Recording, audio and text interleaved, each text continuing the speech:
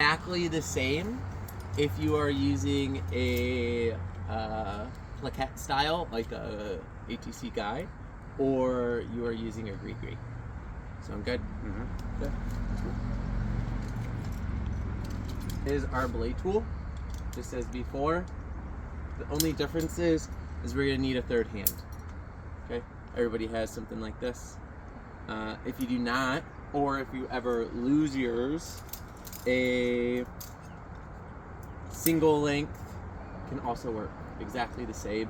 Takes a little bit more wraps, especially Dyneema. It's pretty slick if it's brand new. Once it's kind of worn in, it bites a little better. All right. We can have a volunteer tie in. Did you throw that to me? Yeah.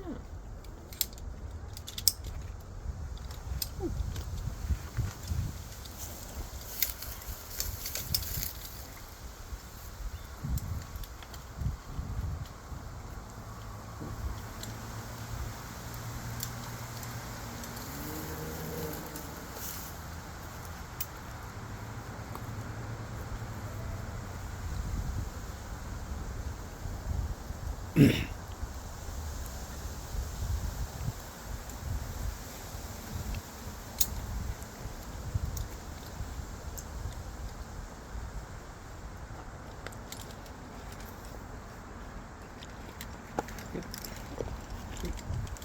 Sweet. And then you can just sit back. Cool. All right. So let's say we're getting up and it's just getting a bit too hard. Like a move, just a single move, you know, it's about to let off in a little bit. Or you're way down there and you're just like, I just need help with the move. Okay? All we're going to do is we're going to do a 3 to 1. Okay? So that's for every 3 feet of rope I pull up, you get pulled up 1 foot. Okay? I need to go hands free. What's the first step I do? Because has to be not, right? Now I can go hands free. So now I can relax, grab my third hand. All right, where do you think this is gonna go? Up on the shelf? Not up on the shelf. Who are we trying to pull up?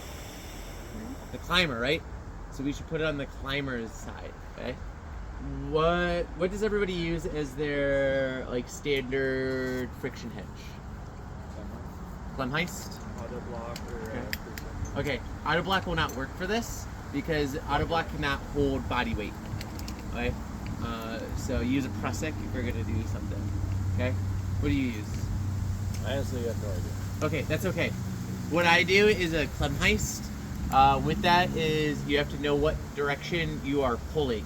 So we're trying to pull them what? Up? Yeah. So we're gonna wrap up. So we're grabbing bar tack down. We're gonna wrap it once, twice, 3 times up in the direction of pull. Then we're gonna loop it back through, right? And then it gets redirected up. Okay, everybody get that? A prusik, you're just passing it 3 times. That's omnidirectional, so it doesn't matter. It works exactly the same. This does not hold as much going this way as it does this way. Sound good? Cool. From here, what I'm going to do is I'm going to take that carabiner that was with it, clip it, and I'm going to redirect my brake strand. Okay? So I'm redirecting it off of the climber's rope. So our loaded rope. I'm going to redirect it. And again, what am I using here? So what does it need to do? Lock. Okay. Once it's locked, I'm going to undo my catastrophe knot. The biggest thing with this is, are you stronger pushing or pulling? Pulling, right? And so what I want to do is I want to get that as far down. So I'm pulling with my body, not way up here where you're up here trying to go like this. I will pull you so far up this climb. Okay? So we just slide it down, right, as far as we can reach. And now as you do that move, what I'm doing is I'm pulling this. For every 1 pound I pull, it generates 3 pounds. Okay, so it's a 3 to 1. What that means, for every foot you come in, 3 feet of rope come out of the system. Okay, so as you pull that rope, that move, so like take a step forward, I pull in, it takes it in, you do that move, you sit back down, you're still on. Okay, and we're gonna do that assisting with that movement. this really sucks to do full body weight of like, oh my gosh, I'm trying to pull you up this climb and you're just dangling there. So you'd be pulling about 50-ish pounds from most people. Sound good? Let's say it wasn't just a move or two. Let's say, oh my gosh, I need to get out of here. You know, I cannot pull a single move. We thought we were on Bluebell's 5'9" on the North Shore, but we accidentally got on like Oz, which is like a 12 plus. Okay? Like, we're way over our head. Okay? All we need is a locking carabiner. Okay? What's the first thing I should do? Catastrophe knot, right? I'm gonna do the catastrophe knot. Now what I'm gonna do is I'm gonna grab a locking carabiner. Okay? And I'm going to attach it onto my brake strand. Okay? Then I'm gonna lower down the rope to my climber. Okay? Gravity will help you. We're just going sideways. Okay? I'm gonna ask you to clip that to your belay loop and lock it. Okay?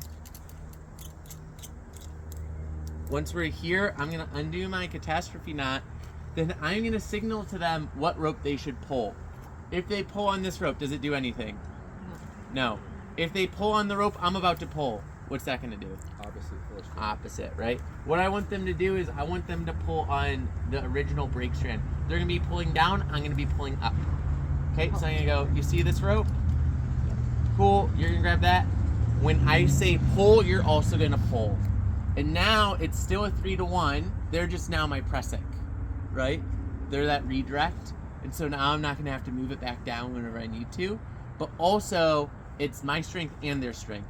So now, if we're both pulling 100 pounds, that's 300 pounds of mechanical advantage, and you can pull someone up pretty easily. So now I'd go 1, 2, 3, pull, pull, pull, pull, and making sure that you're keeping with it that way, okay?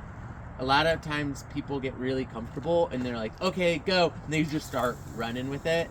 We want to make sure it's nice and controlled. So going, okay, only on pull, or like, that's mostly like when if you're out with people who don't know what's happening. Like if you two are climbing together, you two are climbing together. If you start climbing with someone and you do this fairly often, is then you kind of get a rhythm down, right? Sound good? Any questions about those two? When you drop that down to her, what if the beaner slides past her? Then you just pull it back up. Oh. Right? Okay. You undo it. I'll make a show. I guess, So, like, the only caveat to this method is, like, they need to be, like, able to pull on it. Like, they can't be completely incapacitated Yeah. or something. Like, Yep. Wouldn't that fall off the end of the rope, I guess? Nope, because it's a loop. Oh. I have the end. Oh, I see. Right, because I'm going to be pulling up on this. Okay. And then, again, if it goes too far below them, I just pick up and it comes up. You can grab it. Oh, easy. Right. Have you ever had to do this? Mm-hmm. Yeah. I had an individual during my guiding exam go down. They're like, I really want to do it this way. I really want you to blaze from the top. It's a beautiful view. We want to eat lunch. And I was like, cool, let's do it. They went down. I was like, this is a hard climb. Like, it's going to be better if we're down there. They're like, no. We want to be up here. I was like, I know how to do it. Like, I'm cool with that. They get down. They start coming up. It was a 5'8". He didn't know where to go. Got super tired, pretty frustrated. It was just like, I'm done. And I was like, okay. And then on it, I was like, do one more attempt. He's like, fine. And he sliced open his finger. And so now he's just like kind of sitting there bleeding. And I was like, all right, let's get you out of here. So we did it and pulled him up and like gave him a Band-Aid. Then I was like, all right, let's go down to the bottom. He's like, okay. And then they had a box. And I was like, this is why you should listen to me. They're like, yeah. And my instructor who was grading me also said like, yeah, you should have just been like, this is what we're gonna do. It's gonna be a better day. I was like, but yeah, this is something that I've had to use a couple times, and it's very nice. And I wish that everybody knew how to do this.